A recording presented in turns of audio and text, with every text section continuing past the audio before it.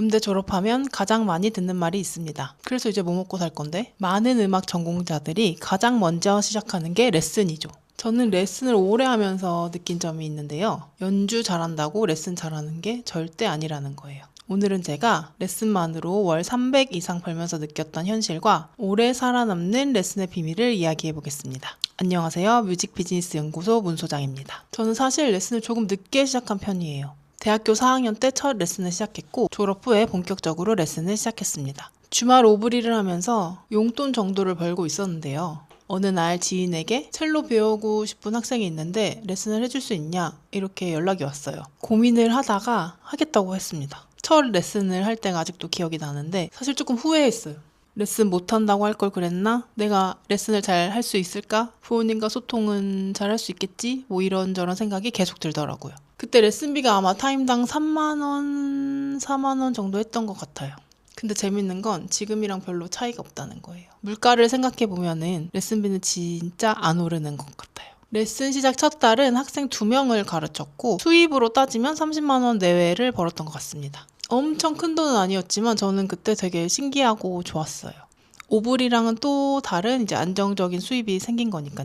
이게 레슨의 가장 큰 장점 중에 하나기도 한데 레슨은 이제 보통 시작과 동시에 수익이 발생하게 됩니다. 음악 전공자가 가장 현실적으로 또 안정적으로 시작할 수 있는 수익 구조 중에 하나인 것 같아요. 졸업 후에 본격적으로 레슨을 시작하면서 학생들이 점점 늘어나기 시작했습니다. 그 시절에는 요즘처럼 인스타나 블로그가 활성화되어 있던 시대는 아니었어요. 대신 지역 카페나 전단지를 붙이거나 이런 걸로 홍보를 했습니다. 가장 좋은 건 역시 소개였어요. 부모님 소개, 학생 소개, 지인 소개 잘 가르치면 자연스럽게 계속 연결이 됩니다. 근데 또 재밌는 건 잘 가르친다고 해서 다 연결해 주시는 건 아니고 오히려 너무 잘 가르치면 선생님 너무 바빠져서 우리 애를 못 가르치면 어떡하지? 이런 생각을 하시는 경우도 있더라고요. 제가 레슨을 가장 많이 했을 때는 그룹 레슨을 포함해서 20명 정도 가르쳤던 것 같고 하루에 최대 5타임 아니 주말에는 뭐 그 이상도 했었던 것 같고요. 너무 오래돼서 기억이 가물가물하긴 한데 레슨만으로 월 300 이상 벌었던 시기도 있었습니다.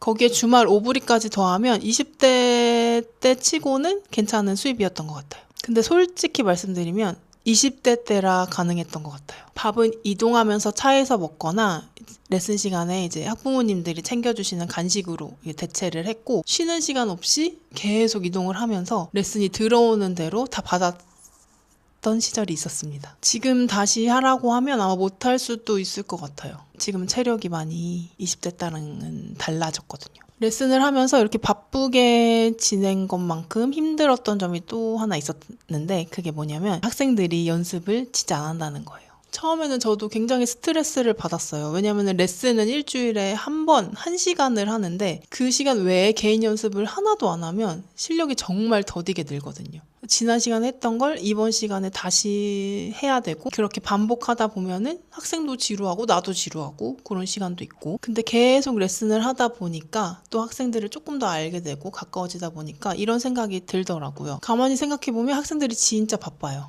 우리 뭐 초등학생, 중학생, 고등학생 같은 경우에는 공부해야죠. 그리고 이게 입시가 아니기 때문에 취미로 배우는 거기 때문에 연습에 많은 시간을 낼 수가 없어요. 그리고 직장인 같은 경우에는 본인의 일상이 있으시고 또 회사 일 해야 되고 야근도 해야 되고 그러면 진짜 연습할 시간이 없어요. 솔직히 전공생인 우리도 연습 많이 못 하잖아요. 그러니까 이제 취미 학생들에게까지 연습을 강요할 수는 없겠더라고요. 그래서 단순히 왜 연습 안 했어? 연습해야지 이렇게 얘기하는 걸로는 효과가 없다는 걸 깨달았습니다. 대신 저는 어떻게 하면 수업 시간 안에 최대한 성취감을 느끼고 실력이 늘 수 있을까? 이런 거에 대해서 고민을 많이 했어요. 그렇다고 개인 연습을 아주 놓게 두는 건 아니었습니다. 다양한 방법으로 계속 동기부여를 했어요. 특히 연주회나 콩쿠르를 앞두고는 취미여도 당연히 노력을 해야 되기 때문에 여러 가지 방법을 시도했는데 매일 영상을 찍어서 보내면 이제 피드백을 해주기도 하고 연습 일지를 제 나름대로 만들어서 이제 한번 써보게도 하고 또 연습 잘하면 그건 많이 하실 것 같은데 스티커 이렇게 붙여가지고 몇 개 이상 모이면 선물을 주기도 하고 이런 식으로 동기부여를 했습니다. 아이들마다 성향도 정말 다르잖아요. 그래서 아이들의 특성에 맞게 수업 구성을 조금씩 다르게 적용했어요. 도전하는 걸 좋아하는 학생들은 조금 더 난이도가 있는 곡들이나 그런 포지션들을 찾아서 끌어주고 또 좀 재밌게 배우는 걸 좋아하는 친구들은 그 친구가 그 시기에 관심 있어 하는 뭐 애니메이션 주제곡이라던가 좋아하는 가수의 곡이라던가 이런 거를 아이들이 할 수 있는 그 음역대로 만들어서 수줍기 이런 교재들 한 곡을 잘 맞히면 그런 걸 섞어서 한번 해본다던가 이런 식으로 했었고, 또 이런 것도 생각보다 아이들이 좋아하는데 직접 첼로 곡을 이제 작곡하는 거예요. 수업이 너무 지겨워한다, 그날 유독 수업을 힘들어한다 하면은 이제 오선지를 꺼내요. 그래서 한 2줄, 한 8마디 정도, 8첼로곡을 만듭니다. 그래서 그거를 직접 연주해보기도 하고, 이렇게 하면은 아이들이 집중을 또 잘 하더라고요. 그리고 저는 항상 매 시간에 이제 수업 일지, 이제 진도 카드를 적었는데요. 일주일에 한 번 보는 수업이다 보니까 이걸 기록하지 않으면 지난 시간에 뭘 했는지 놓치기 쉽더라고요. 그래서 기록을 항상 했고 아이들에게도 기록을 남겼습니다. 그리고 같은 교재만 사용하진 않았어요. 아이들 수준에 맞는 악보를 직접 제작하기도 하고, 이론 수업 같은 경우에도 퍼즐을 활용해서 퍼즐 뒷면에 이제 이론 수업 재밌게 할 수 있게 이걸 적어가지고 퍼즐을 맞춰보면서 이론 수업을 하기도 하고, 이렇게 다양한 방법을 시도했습니다.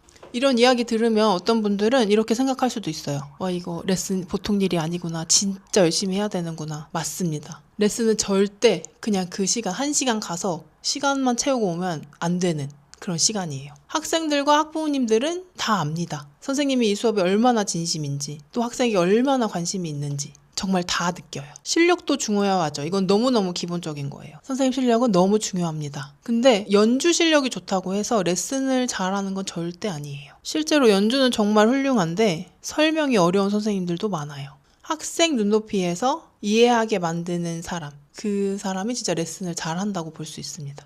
내가 알고 있는 걸 상대방이 이해할 수 있게 설명할 수 있어야 돼요. 그게 정말 레슨에서는 중요합니다. 이렇게 레슨을 하다 보면은 학생들과 오래 함께 하게 됩니다. 입시가 아니어도요. 저는 초등학교 때 시작해서 고등학교 갈 때까지 함께 한 친구도 꽤 많았고, 성인분인데도 몇 년을 함께 하신 분도 많았고, 또 그렇게 가르친 친구들이 대학교에 가서 선생님 저 오케스트라 들어갔어요, 동아리로 첼로로 들어갔어요, 이렇게 연락 주는 친구들도 많이 있더라고요. 저는 그게 진짜 좋더라고요. 악기가 단순히 어떤 기능을 익히는 게 아니라 평생 친구처럼 남게 되는 거. 힘들 때 자기가 배운 그런 악기들로, 또 음악들로 위로를 받고 힘을 얻을 수 있는 거. 그게 저는 좋은 레슨이라고 생각합니다. 저는 레슨을 하면서 결국 이런 생각을 하게 됐어요. 레슨은 단순히 시간을 파는 일이 아니다. 사람을 만나고 신뢰를 쌓고 관계를 이어가는 작은 비즈니스다. 또 학생이 음악을 친구처럼, 음악을 좋아하게 만드는 선생님이 좋은 선생님이다. 음악이 힘들 때 위로가 되는 친구가 되는 것. 저는 그게 정말 좋은 음악 교육이라고 생각합니다. 제 영상을 보고 지금 이제 막 레슨을 시작하려는 분들이 겁먹지 않으셨으면 좋겠어요. 처음부터 완벽한 선생님은 없습니다. 작게라도 한 명이라도 시작하면서 하나씩 선생님도 학생도 배워가는 거예요. 뮤직 비즈니스 연구소는 이렇게 예술가의 지속 가능한 삶을 계속 연구하고 있습니다. 오늘은 그중 하나로 레슨에 관한 이야기를 해봤어요. 레슨도 하나의 사업입니다. 저는 음악가도 사업가가 되어야 한다고 생각합니다. 앞으로도 제가 했던 경험을 바탕으로, 그리고 지금 하고 있는 일들을 바탕으로 음악가가 돈을 벌 수 있는 현실적인 이야기들을 나눠보려고 합니다. 앞으로의 이야기가 궁금하시다면 구독, 좋아요 눌러주시고요. 궁금한 점이 있다면 댓글로 남겨주세요. 지금까지 뮤직 비즈니스 연구소 문 소장이었습니다. 감사합니다.